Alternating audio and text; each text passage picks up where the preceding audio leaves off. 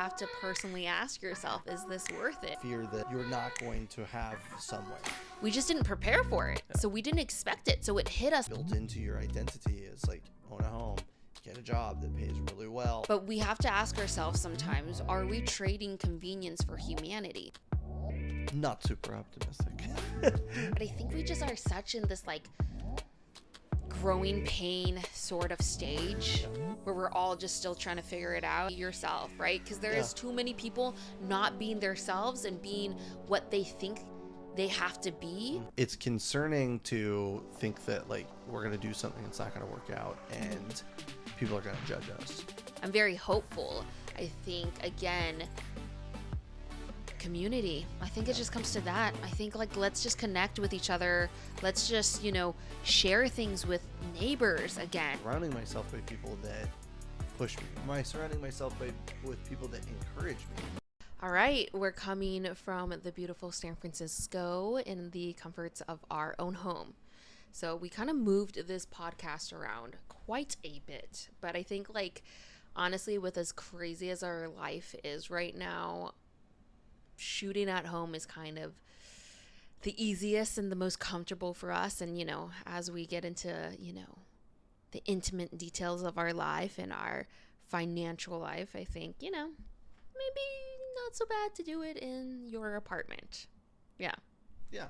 I think, staying dynamic with location is really good. It's important. And I think that it's not our first time shooting a podcast in our house. Yes, it definitely isn't. Yeah. So, I think we'll kind of see how it goes. We're excited to be here. Also a little bit nervous, I think. I think you're used to being in front of the camera. I've done podcasts with you before, but I think, to completely do a whole nother brand is a whole nother thing in itself. It's a whole nother thing. So that being said, we should tell the listeners what the whole new brand is. Yeah, so it's called the Chaotic Era. It's kind of focused on navigating upward mobility in today's generation. I think, it's important to create a space for millennials and Gen Z where they're able to be seen and we're able to have these conversations a little bit more readily available, right? Because I don't always feel like some of the topics that we'll be discussing in this podcast are things that I hear too often, right? And it's kind of challenging the societal narratives of things that we all grew up hearing, right? And kind of believing, and that have been so integrated into our headspace and our daily headspace that we honestly haven't spent a lot of time to second guess some of these narratives and figure out why it might not be the right thing for us, right? And I think a lot of us feel like something's wrong, right? Like we can never really catch our breath or catch up. That, again, when we talk about a narrative of like, oh, I'm not good enough, we thought like, oh, years of therapy will definitely fix this self-worth issue. But it's not really a self-worth issue at this point. It seems to be much more of a systemic issue of all the things around you on a societal basis telling you you aren't good enough because, success isn't always as easily accessible, right? With limited resources, limited support. And yeah, I think just to be kind of open about that experience.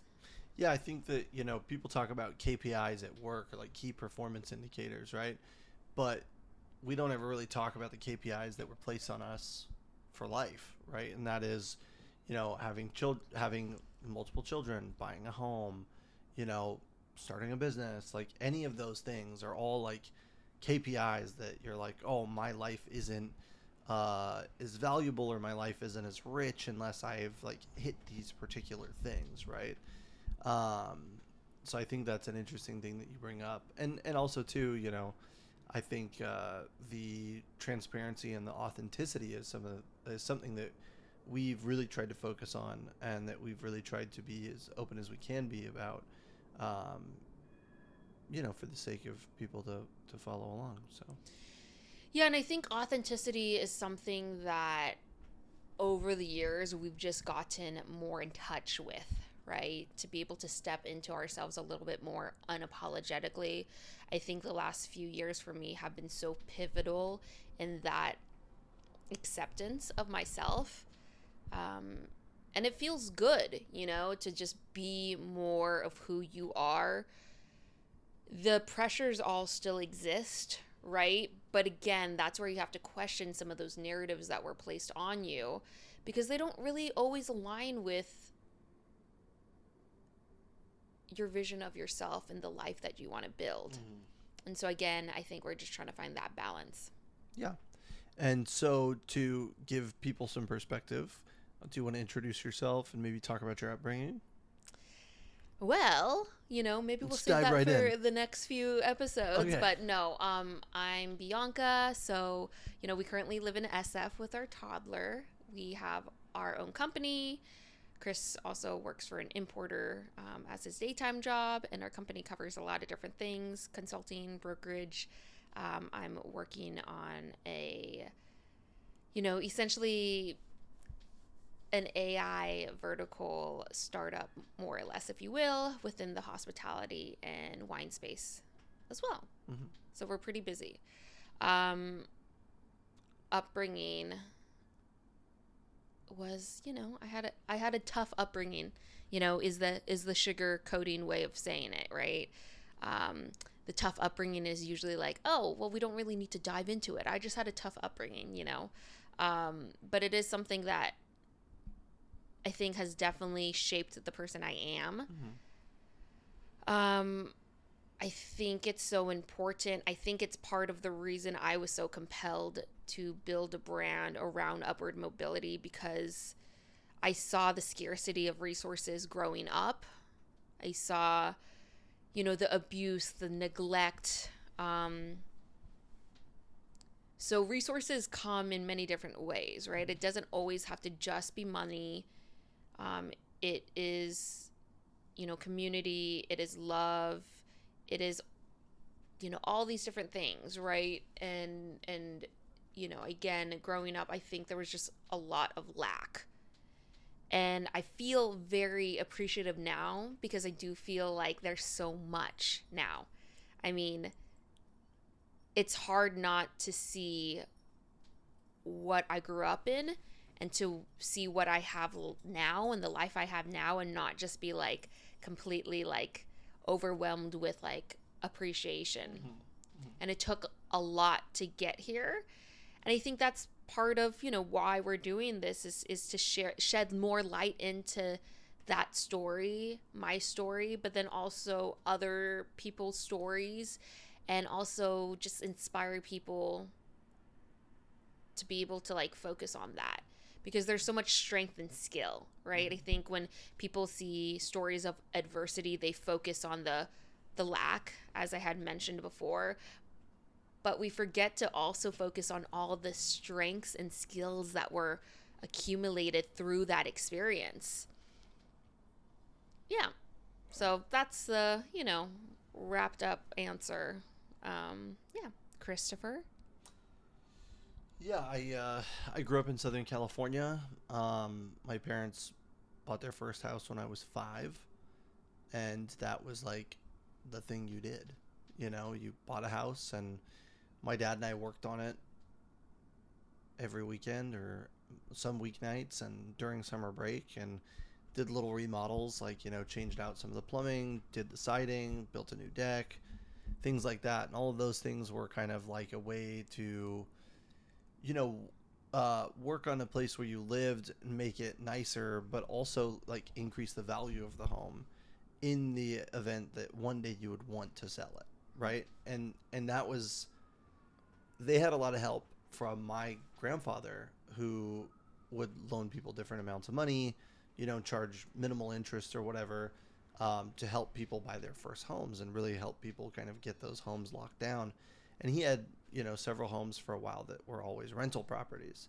So to me, growing up, like, owning property was like the thing. My grandpa owned multiple properties, rented them out, and that was financial freedom. That was his retirement. He didn't have money in the bank. He grew up during the Great Depression and didn't believe in putting a bunch of money in the bank. So it was, having physical assets was very much like a thing that was important to my family. And,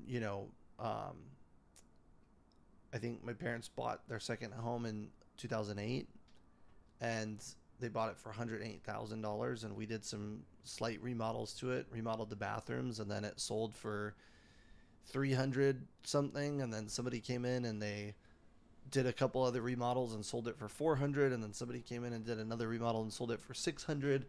And that was since 2018 when the house sold.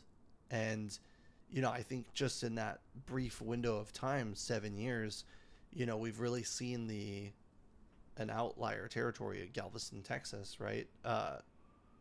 You've seen the increase of housing costs and the increase of homes, right? And not to mention here in Bay Area, a shitty house is $1 million.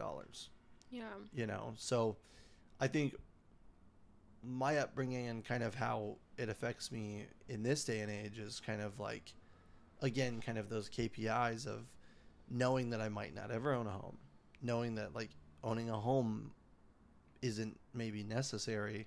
But we grew up middle lower class, and grew up relatively comfortable, in the sense of like, we did a lot with the family, hung out at home all day, cooked, different things like that. But my parents always worked. They worked at the same job for a long time. They prided themselves on that. My dad did, at least. They prided themselves on that. And, work was very much like part of their identity,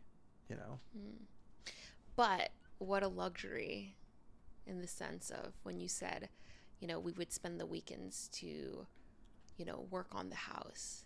That sounds like a dream for us now. I can't even imagine like having the time, the mental bandwidth and capacity, and let alone time to be able to do that. Because on our weekends, we do spend some time socially, right, with friends. That kind of ties into our work a little bit, but not really. We do it because we enjoy it, but it is community building. But we work in a space where community building also can leverage, professional relationships as well. And then we basically just try to survive. And then we work on all of our side projects and our side hustles during the weekends. So again, or just try to clean the house. That difference in one generation of, I remember as a kid, like the time a little bit more, the time to have, I don't know. It was just different, I think, for our parents. But I did want to ask you, we're just going to kind of dive right into it, because when you were kind of telling your story, it made me think, you grew up experiencing your grandfather and your father having land and buying homes, and you must have at a young age kind of saw the value in that and the stability, and as maybe a man, like how important that was to set up your life, right? And now in the current condition that we're in and we're finding ourselves in, how do you feel like that affects you and that mindset? And for you, another layer is that your father passed away about 7.5 years ago, maybe 8 years now. And so that extra layer of having someone that was such a secure and stable person in your life, and such a leading example of that. I don't know, that dynamic. And, at this point, both of the houses that you grew up in, right, are sold, or that you lived in, right? And so, I don't know, there must be some thoughts with that. Yeah, I mean, I think that, when I was 5, we moved, and there was a house that we lived in that my grandparents owned. And then we moved to that other house. And then when I was 18, I moved, and I lived in Texas, and then I lived in 3 or 4 different apartments before my dad passed away, and actually the second house that they bought in Galveston. And so, like, moving around was like, I never felt necessarily sentimental about a property because it was always there and it was always going to be there, right? Because that's kind of like how the thought process was. Um, so yeah, I mean, it's tough, right? It's kind of like what do they say? Clasping for straws. What I can't remember the term, but it's basically like the fear that you're not going to have somewhere, and I think that we've done a really great job of turning our apartment into like a nice safe space, but it's very small in comparison. You saw the mountain house, and there's a lot more room for things, and so constantly here we're throwing away things, and I'm looking at something and I go like I really like this thing, but I don't have room for this anymore. I'm constantly like letting go of things, which is maybe good or bad. But on a personal level, like being a male and having a child and wanting to give that child and your partner an incredible life, again, that KPI that's just kind of like built into your identity is like own a home, get a job that pays really well. Like your wife shouldn't have to work. Your kid shouldn't have to worry about anything. Like those are all things that I think have been regurgitated over time and kind of recycled. And I would say that, in general, it's stressful, mostly. It's stressful. You just feel like you're constantly behind the eight ball. Yeah. Yeah. Yeah, because I can only imagine having the male role models you did growing up. You saw, the values that they brought to the table and the expectations of what it meant to live by those values. Mm-hmm. And now that economically it's not the same world it once was, those expectations are still there and they still hold weight, even though it's not as attainable. Yeah. And I think for men, that hits differently. Yeah. Yeah. I mean, it's just a different thing, right? I'm sure it's similar about like, being a mother and wishing that you had a lot of time to hang out with your kid and like teach them things and have tea party, not necessarily tea parties, but, like have little moments and time and, like we don't really have that either. I guess because I grew up in such a dysfunctional household and I didn't have proper role models, right? Both men and women all around, right? No proper role models for me. I really had to build that image of a role model in my own head.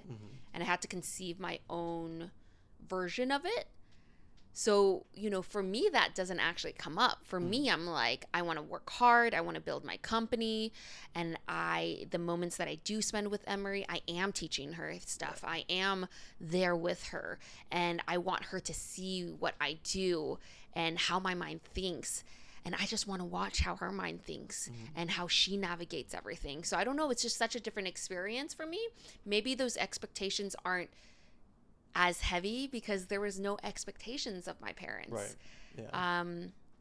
And this is a debatable topic. I've heard it time and time again in my life, right? People are like, your parents loved you. They just didn't know how to show it.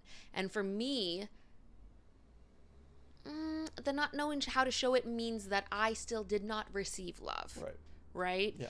So it's not a matter of if or whatever, whatever they have in their headspace or, all the things that happen and where we go after we die and before we're born or this or that and where love exists and where it doesn't. The point is I did not receive it as a child, as an adolescent, as a teenager, as a young adult, from my parents. It did not exist in this space, right?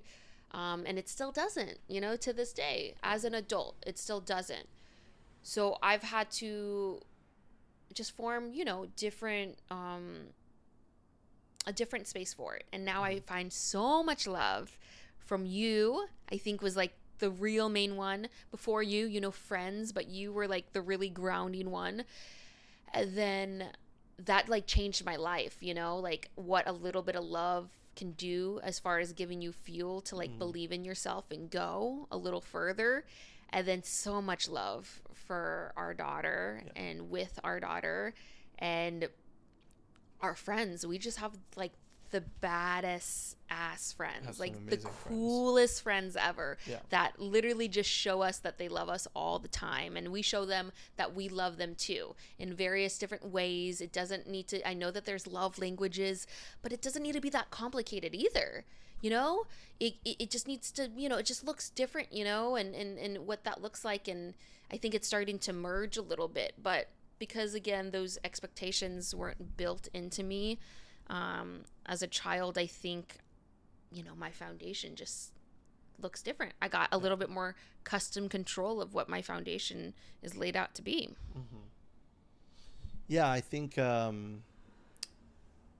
know, it's interesting to think about societal pressure, and then it's also interesting to think about kind of like those foundational years and times and kind of like people's background and how it affects them individually. Yeah, I think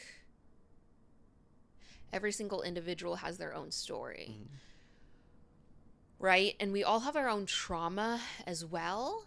But I think something that maybe doesn't get talked, it gets talked about a lot on a different type of layer. But, you know, we talk about trauma and how it affects an individual, but we don't as much talk about how healing also affects an individual and the different areas in which people are at their healing process and healing journey. You know, we can really poke sometimes of like, oh, this person's carrying a lot of trauma, you know, they are acting out in this way or behaving in this way because there's a lot of trauma in their body. But what does it look like when there's a lot of healing in your body as well, right? And it ebbs and flows, right? Life demands different things from you at different moments. And so stress can affect you differently. Stress in itself, right, is a form of like present trauma, right? And learning to work through that stress is a whole nother skill set. But yeah, I think everyone kind of has that, you know, that ability, but also, you know, I don't know what you want to call it, but can also get in their head a little bit about it. Sure. Yeah. Yeah, I mean, it's I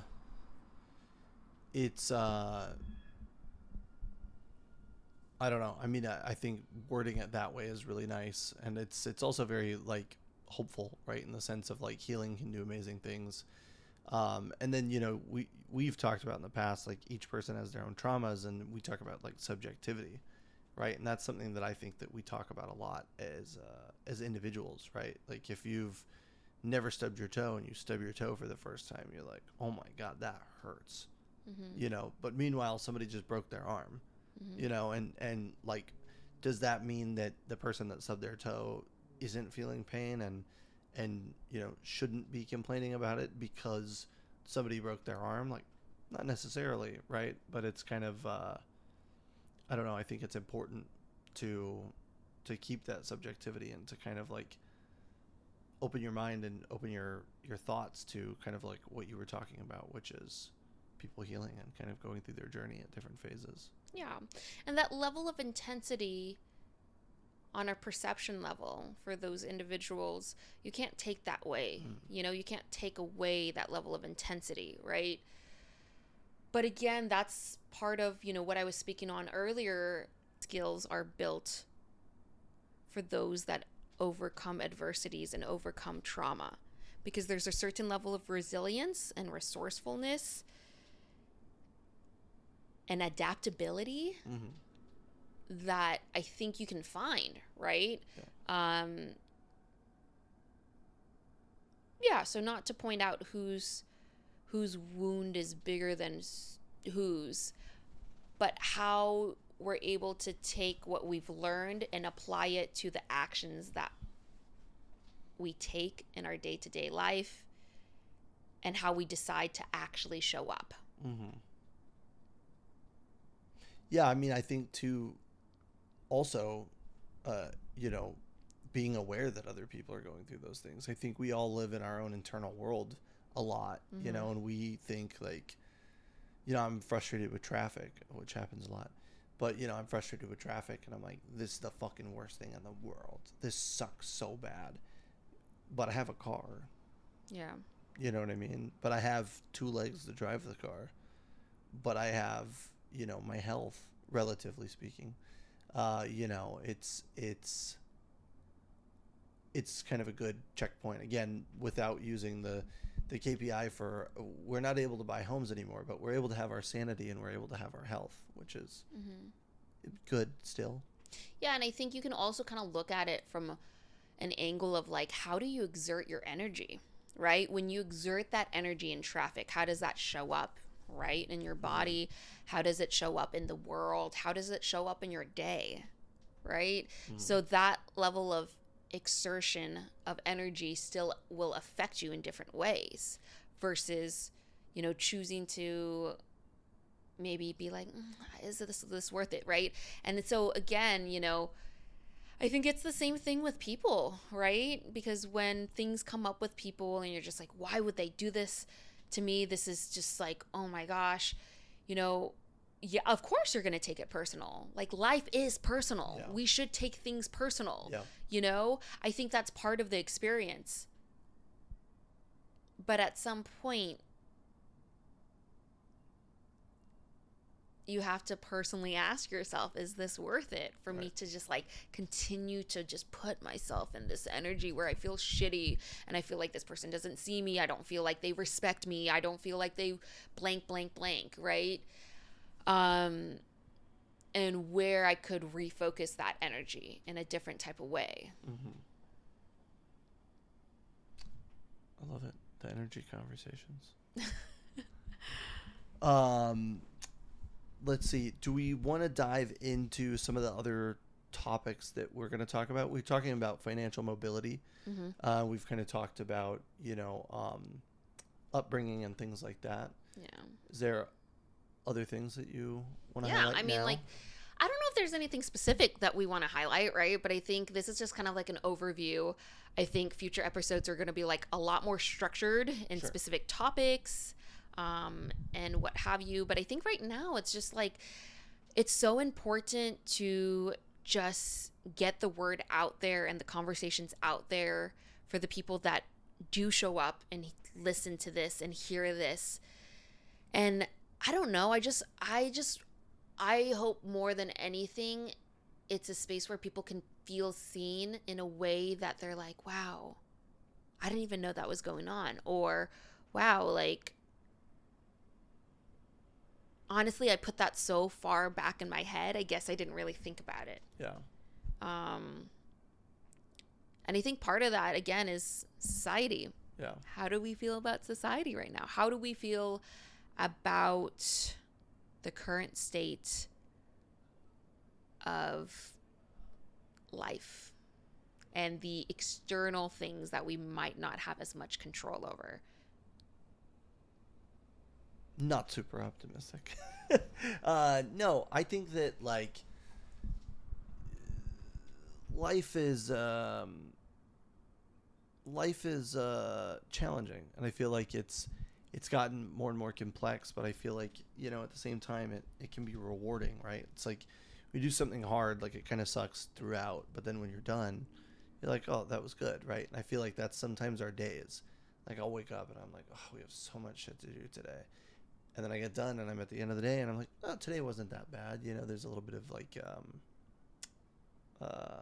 ominous or like doom kind of thinking beforehand. But yeah, life has just been really fucking hard lately. Like as an adult, like I think we definitely didn't prepare for as hard as it is as an adult. I don't think we mentally ever prepared. I mean, we didn't prepare in a lot of different ways, I know that, but we just didn't prepare for it. So we didn't expect it, so it hit us like a freaking wall of bricks, right? And I think that's where we're at now. 1 minute it's like 2016, the music's good, we're vibing, it's all good, and then we're like, oh shit, this is hard. Yeah, yeah. This is like a video game on extra hard, and we just can't figure it out. Yeah. You know? And the bosses are really freaking mean, and they're just stomping us left to right. And yeah, we just can't get it together, you know? That's kind of what it feels like right now. But that being said, I'm very hopeful. I think, again, community. I think it just comes to that. I think, like, let's just connect with each other. Let's just, you know, share things with neighbors again, right? Like, why buy 20 of the same thing when, you know, you could share something potentially, right? I think we're just so... I think this is the fault in individualism and the way that our society has kind of shaped itself, is it makes you so reliant on your own individual unit with, you know, your family unit and yourself, that one, you don't even know how to ask people for things anymore, and two, there's all this guilt that's attached to it, when in essence humans for a very very long time have worked together and still do in other cultures, right? Because it just makes life a little bit more bearable.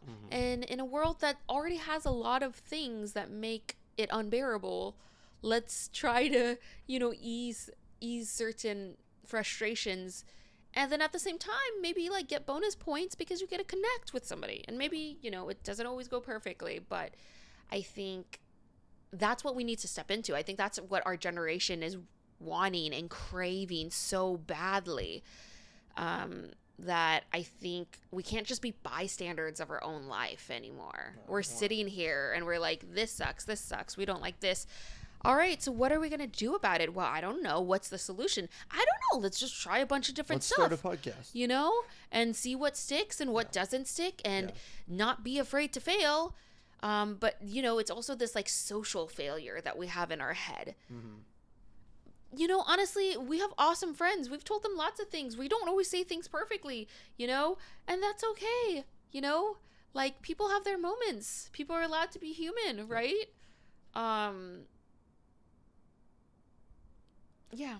But yeah, I mean, I think isolationism and community building are both things worth highlighting, right? Like, you've talked about before, you know, the nuclear family, right? And this concept of like needing to be insular, take care of your own shit, own all of your own things, right?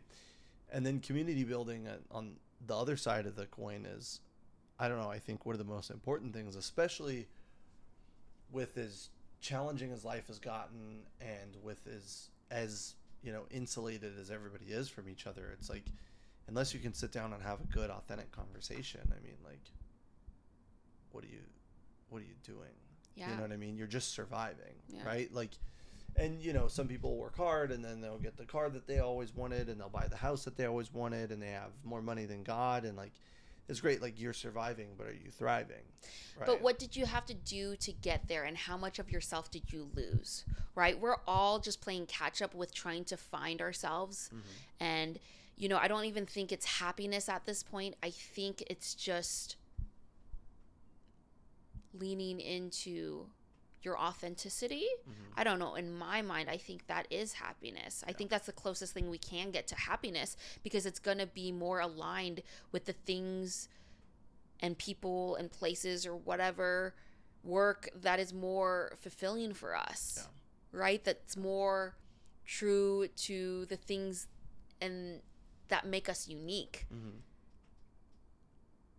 And I think people crave authenticity, and I think it's more and more being celebrated, right? But I think we just are such in this like growing pain sort of stage where we're all just still trying to figure it out. And I'm just saying, like, let's rip the Band-Aid, be yourself, right? Because there is too many people not being themselves and being what they think they have to be.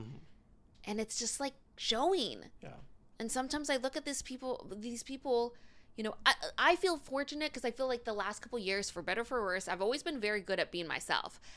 And part of that means I'm kind of like not always the best version of myself. I just kind of shout the things I want to shout and be saying the things I want to be saying. Um, but I think I've refined it to really match my actions, Mm-hmm. match more of who I am. Mm-hmm. And I think my words are finally kind of getting caught up a little bit too. But, I see people nowadays and like their actions are just like crazy and they're doing all these things. And it's the kind of things that you're like, why would you do that? Why would you lie about that? Why would you want to be that type of person? Yeah.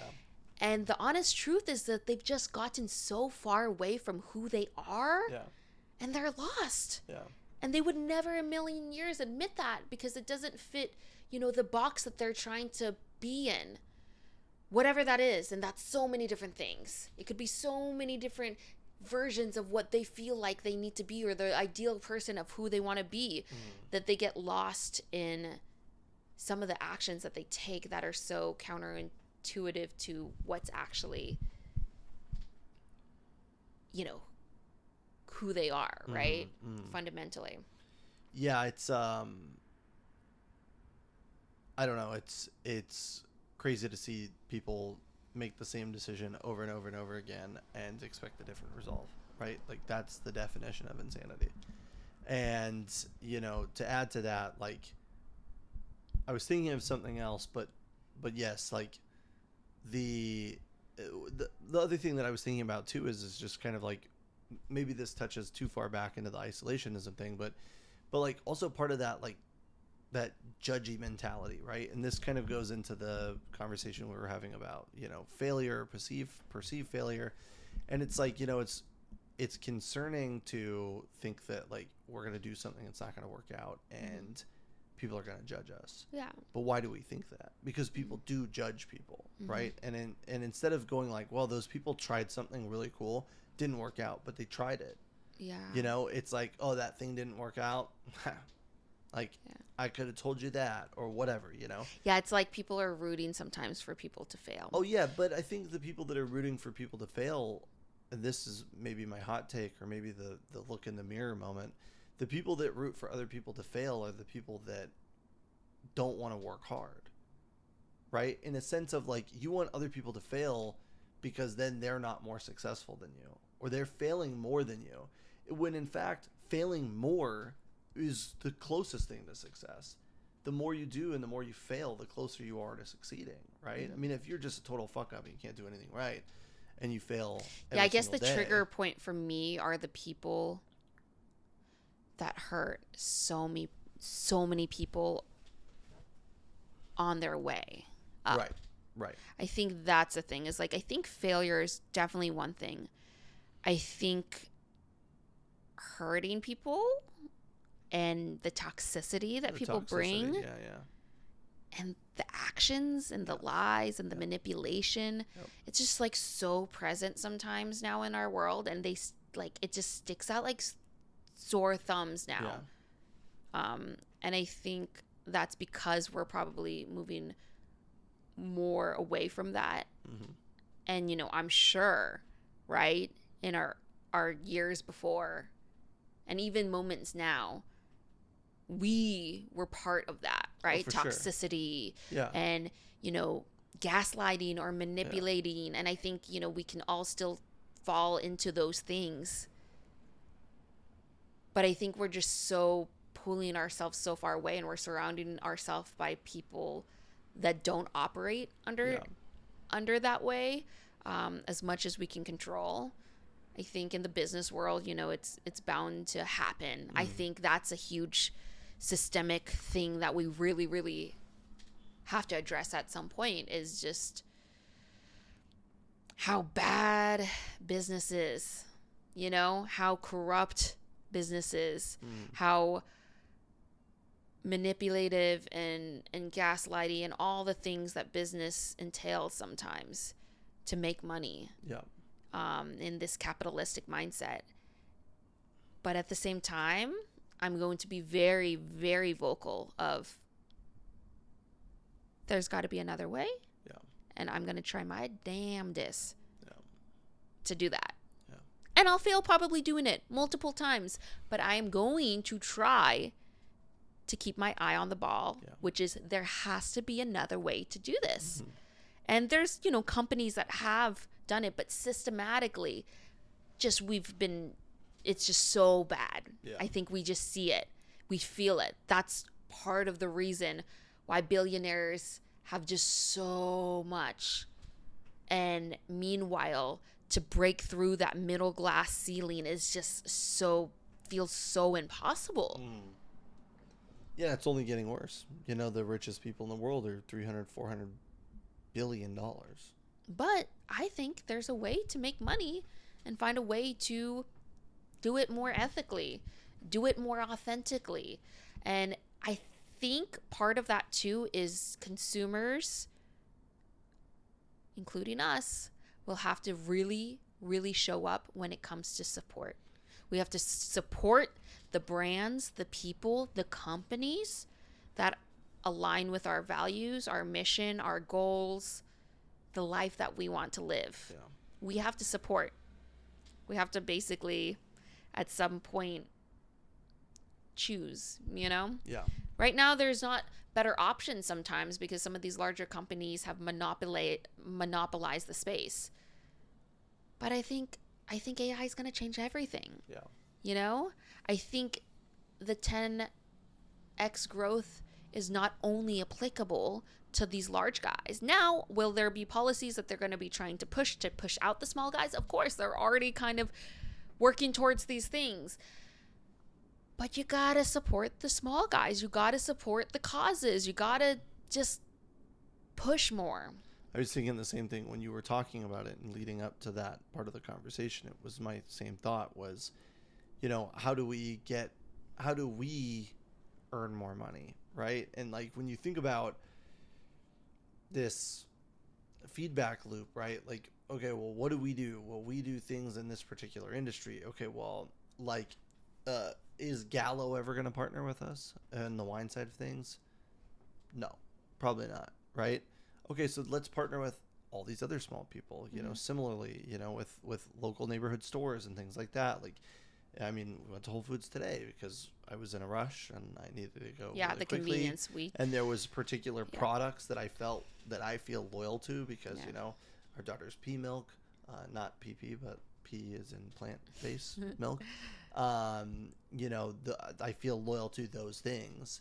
And, you know, meanwhile, like, if you're going to Whole Foods, you're supporting Bezos. Like, yes, he obviously pays plenty of people's salary, and a lot of people make money, but he has so much fucking money. Yeah, it's infiltrated still with greed. The more you spend there, the more trickle up is happening. It's still infiltrated with that level of greed that we don't value, right? A lot of us. But we have to ask ourselves sometimes, are we trading convenience for humanity? Yeah, we are. We are. And so all I'm that just saying, feeds into the isolationism. all I'm saying is the small just steps. ship it to my door. I don't want to fucking talk to people. Just the small steps. Yeah. Life is hard. Yeah. But again, the more we can find community and we can lean on other people, that might make a difference. Not that it might, it will make a difference. It will, yeah. So ripple effect it, spread that shit out. Like, let's just start trying. Yeah. Like, you know, we talk about it all this time with our parents. We're always like, fuck, did they try? Yeah. You know, because we're parenting, right? And we are trying. Yeah. And we like giggle sometimes when they're like, well, you know, I'm trying my best. Like, what do you want from me? You know, all these 90s parent stuff. And I'm like, oh, no, you did not try, because we're parents. And I'm telling you, like, your level of trying, maybe you tried like a little bit and different parents tried different amounts. But I'm like, you're trying compared to actually trying. Mm-hmm. Is different levels of effort. You know, it's like someone being like, oh yeah, I'm going to do this. But there's low effort and there's high efforts. But and there's on the medium counter efforts. Of that, if you've only ever shopped at Whole Foods and out of every 5 trips, now you're going to a small business instead. Mm-hmm. That's still huge. That's still that's an improvement. Awesome. That's awesome. That's still an improvement. Any improvement is better than, you know, the all or nothing mentality. I think is something that people struggle with. I know I struggle with it a lot. You know, the all or nothing mentality, like, oh, I want to shop in a small business. and then you like Yeah. run out of time and you go to Whole Foods, and then you But go that like, oh, all I fucked all of it that up. all or I nothing yeah, mentality is a societal narrative we yeah, need to challenge. yeah, Let it fucking go. And we will try actively every day to let it go. But it's still going to pop up. But either way, it's a societal narrative. Don't carry that shit with you. yeah, If we carry all these societal narratives, we're going to be fucked. yeah, We're already fucked. Look where it already got us. yeah. So let it go and be like, okay, it's not going to be an all or nothing thing. Yeah. If I showed up for a shop, I got to meet the shop owner. It was really cool. I connected. Wow, Yeah. this is cool. You know? And shit, I still forgot something. So now I'm going to go to Whole Foods because I still need to cook dinner tonight. Like, Yeah. cool, whatever. If you there's know? 3 Whole Foods within a mile, within a 10-minute drive. But I think the from more our and more house. you do it, the easier it's going to get. And Yeah. again, the more we can build community, the more you're going to want to support the small shop, Yeah. right? Because now it's even if it's less convenient for you, you're going to be like, I want to see so and so, and I want to catch up, you know, and that's what it's about. And then you get that extra added interaction for the week or the day that just is like, wow, this is cool, you know. Yeah. And I think that's part of what we're missing a little bit more in today's world. And I don't know, I'm just excited to focus a little bit more on that and try to build towards that. Yeah. Yeah. Yeah, I feel like Have you ever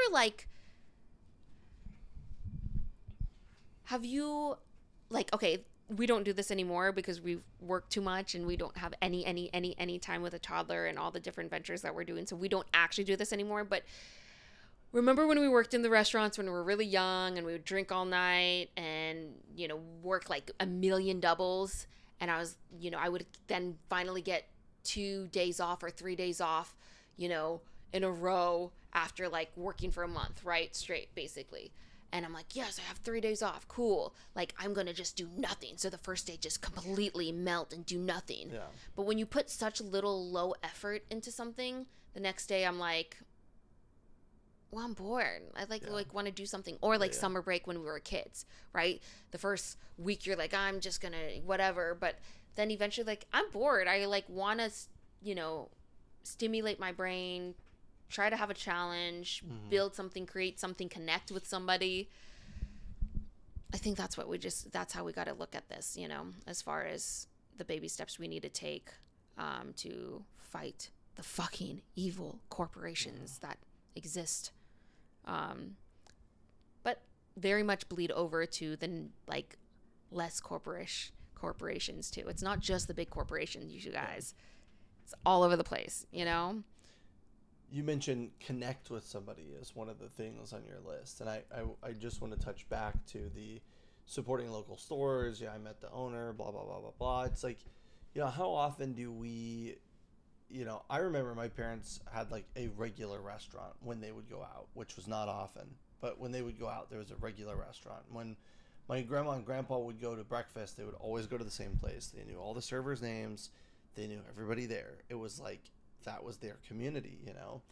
And I don't know, when's the last time that somebody went to a store, or went to a coffee shop, ordered a coffee, looked at the barista's name, said the barista's name, and said, thank you, such and such, right? And like, you're not going to the same places. We're buried in our phone. We're constantly looking at our phone.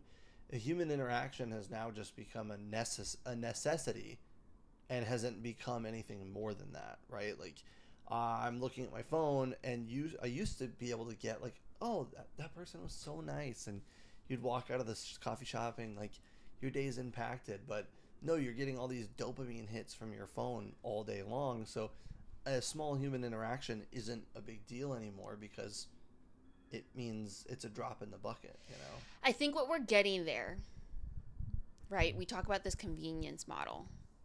I think what it even gets into a little bit more. So hear me out, because this is going to be a whole thing, right? We are trying to have less friction points in our day to day. But I think with that less friction means less character building. It means less connection. If we put ourselves in a bubble, it's far more likely that we will not leave that bubble. We will not think outside of that bubble. Now, let me explain this to you.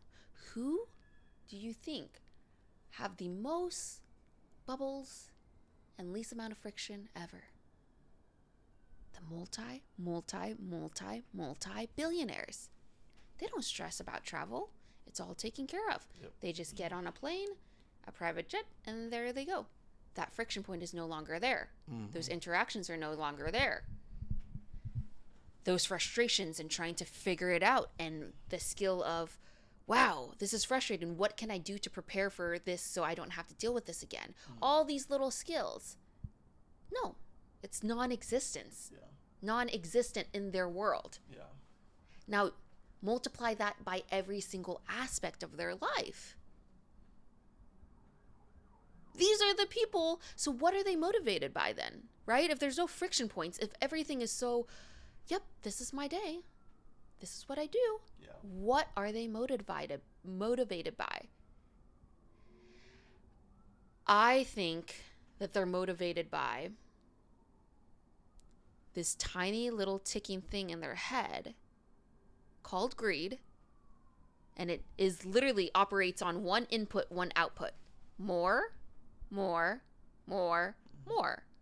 If they have such so low of friction points, and they don't have, they're almost sheltered, right, by opinions of themselves, right? Because everyone around them relies on them for money and a well-being. Yeah. Like, think about how much of a superficial life that is, right?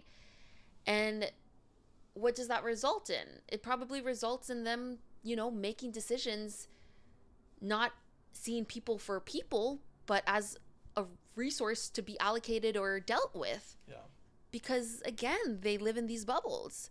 And so, yeah, we live in these micro bubbles, but just use that as a comparison to be like, what do you want to be? Yeah. Do you want to be robot, I shouldn't use their names, but robot so-and-so, right? Yeah.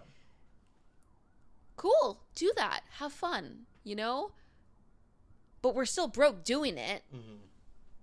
But sure. And maybe you work your way up through the greedy ladder.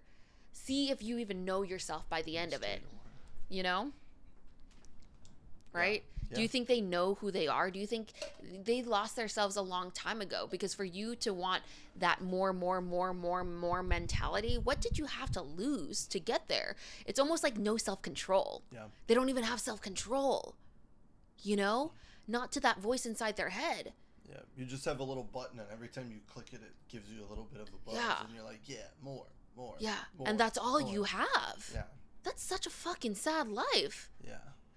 So, I'm going to try to, avoid this bubble in the ways that I can and try to support, and, friction points are going to be part of life, but I hope I can build character and build friends and, have amazing experiences in it too, because what's life if it's just fucking... And have a little bit of ease when I need it. Yeah. When I absolutely need it. When we definitely don't want to go to the store and we order Amazon delivery, fucking so be it. Yeah. But knowing that I'm trying, again, 10% effort is better than 0% effort. Yeah. 20% is better than 10. 30 is better than 20. I couldn't do that. Yeah. So... we got to think about these things. Yeah. I mean, how many times are we hearing these types of things being brought up? I mean, it's just important because if we don't talk about it, then, it's just not like getting out there. Yeah. And so we'll kind of see, Yeah. That's what we're as here we for. word vomit all over the place. Talk about it. Yeah. Yeah. I don't even know what time is it. Are we okay on time? It's 11:07. We started at 10:15. So we have another 8 minutes until we hit our... Okay, wow, that was fast. See, that wasn't so unbearable. No. Yeah. Podcasting, it's weird, man. Putting yourself out there is just such a weird thing, right? But that's what I'm talking about, like, with the friction points, too. You know how comfortable it is for me to just stay behind my screen and, like, judge other people and this and that? Like, sure, that's, like, way easier. Yeah. I'm not choosing an easy life. Yeah. I never have. I've always chosen the really stupidly hard path sometimes, for better or for worse. And sometimes it's worse, right? Call it stubbornness, call it me wanting to figure stuff out. I don't know. And putting yourself out there is just hard. Yeah. It's so uncomfortable. Like, you know, putting yourself out there and again letting people judge you. But I don't know if it's like, well, I don't care about judgment. I don't care what people think of me. I think people are always going to care what people think of them. It's programmed into us. It's how we create a tribe. You want to be accepted by other people. Yeah. But I also think at some point you can win people over. Not that you need to win them over, Sure. but like when you're yourself and you show up as yourself, like, cool. Yeah. You might not agree with that, but like, you know, whatever. I'm cool being myself. Yeah. It's so much better than being a fucking billionaire robot. So, yeah. $1 billion does sound really nice, though. The experiences that it can buy you, right? Yeah. So. Yeah, I mean, it's, and what you're saying about like choosing that comfort, and, like not sitting behind the screen. I mean, obviously, like it's again into the granularity of like challenge yourself every day with a little something, right? Like it's really easy. You know, I used to like watch people out running and be like, why the fuck would you do that? And by no means am I like a runner now, right? But I'm trying to run a little bit more.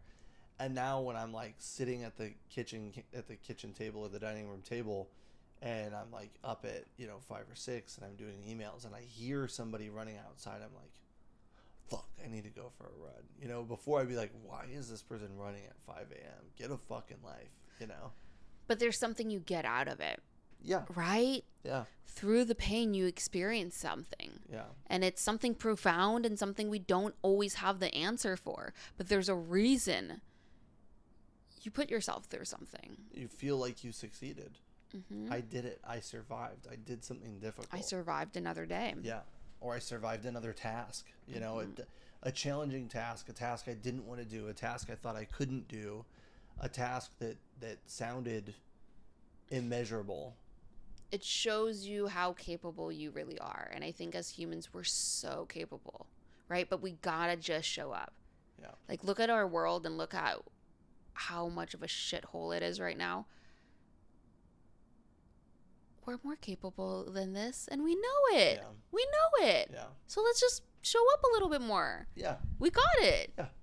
But only with everyone getting it a bit more. Right. And that's the thing to link back I to believe our community. generation can do it. I think we and can too. Gen Zers and whatever, or Emery's Alpha. Alpha. I think she started it over. Alpha. Yeah. Yeah. Either way, the younger generations got it. Older generations are probably fucked a little. Just kidding. I mean, no. Anybody can grow. Yeah. We're not being ageist. That was just a joke. Yeah. Probably a little bit of a bad joke. But yeah, I think too, like, you talked about like community and like pushing yourself and pushing your boundaries. Like, also like give yourself a thought. Am I surrounding myself by people that push me? Am I surrounding myself with people that encourage me?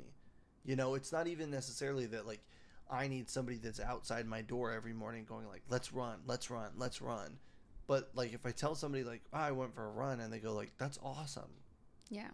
Oh, cool. Like, you need that. We all need encouragement. Back to the, I don't give a fuck what anybody thinks. Until somebody gives you a compliment, or until somebody encourages you, until somebody says like, hey, you're doing an awesome job, right? Like those words resonate. And if some bully tells you you're a piece of shit every day for 5 years, when they tell you you're a piece of shit year 6, you're gonna go like, yeah, whatever, fuck off, right? Like, yeah. And I think when somebody that looks at you and says like, hey, I'm proud of you, or you're doing a great job, like you're like, that's somebody that I want. That's where you get the want to push more, I think. And I think that's so important to focus on, is that encouragement, right? We talk about, and this is why I don't like this word, external validation, as if it's a bad thing. You call it external validation, society and their narrative, oh, you don't need external validation from somebody else. So what? I have to do it all on my own with all the other things I have to do on my own. Call it external validation. We will call it encouragement. God damn. Yeah. It's just encouragement. Yeah. Yeah, we could all encourage each other a little bit more. Yeah. I'm not saying you have to heavily just like need to be satiated through somebody's praise. Yeah. Right? Yeah. We're not talking in an extremist way. We're talking about encouragement. Yeah. Little things. I mean, like, hey, great job. Hey, congratulations. Hey, like this, that. And whether it's in person or on social media, it's just kind of like, I don't know. I think it's worth noting. If you could spend 10 minutes every day and just say a couple nice things to people, like, you'd be amazed at the world I think that we would live in if everybody spent 10 minutes a day just like encouraging each other, you know? So this is where the conversation is ending. It sounds like we were on mushrooms, but we're not. Yeah. Sounds like we haven't slept. That's true. Which we haven't. Yeah, we have not slept. Yeah. That's true. All right. Well, we're going to go edit, and then we're going to sleep and figure it all out. And then edit some more. All right. Cheers.